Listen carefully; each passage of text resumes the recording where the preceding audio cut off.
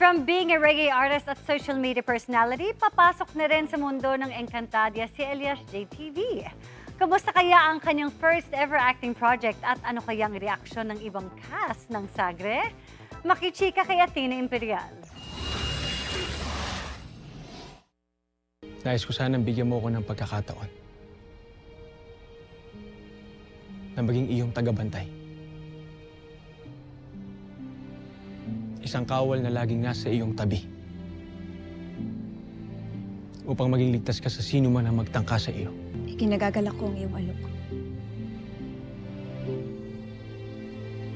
Ngunit hindi ko na kailangan ng karagdagang kawal. Naudlot man ang tambalang Darmea dahil kasal na ang hara kay Soldarius, hindi nawawalan ng pag-asa si Darot. Gayon din ang mga Sangre, OG at New Gen sa kanilang pakikibaka at hamon na maibalik sa kanila si Tera. Sa gitna ng mga nangyayari na ito sa Encantadia, Salamat! Malayo na ako ngayon! Salamat kayo! Salamat kayo! Wow! may karakter na makikilala, si Elias. Gagampanan niya ng reggae artist at sikat na social media personality, ang pride ng North Cotabato na si Elias Lintukan o mas kilala bilang si Elias J. Certified viral at talagang maraming fans si Elias J. Mula sa mga post niya hanggang sa kanta nila ng banda niyang Elias J TV Band at pati mag-perform on stage. Hindi ko inaasahan na mag-guesting ako dito eh. Kaya ngayon, proud na proud po ako sa sarili ko at naimbitahan ako nila. Proud pa rin ako at dinadala ko rin yung lingwahe namin galing ng Mindanao. First acting project daw ito ni Elias, kaya memorable ang experience.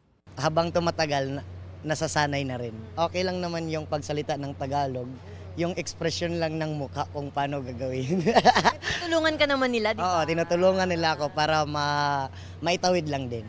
Ang cast and crew ng Encantadia Chronicles Sangre napapaindak dahil sa nakakaaliw na pagganap ng reggae musician. Pero ang mga miniyaving ginagampanan ni na John Lucas at Prince Clemente kailangang in character pa rin habang kaeksena ang internet sensation. Working with Elias ngayon, natutuwa ako. Siyempre, na-excite ako na makita siya at makasama.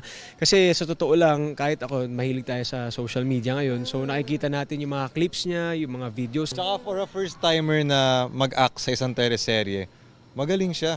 Kasi yung lines na-memorize na lahat, yung emotions andun. Buksan ang iyong haligi. Kagabi itinuro na ni Memen sa New Gen Sangre kung paano maibabalik ang buhay ni Tera, habang nabunyag naman ang mga plano at pagtataksil ni Tabun. Ngayong gabi naman, malalaman na ang desisyon ni Tera. Mabubuhay na ba siyang muli?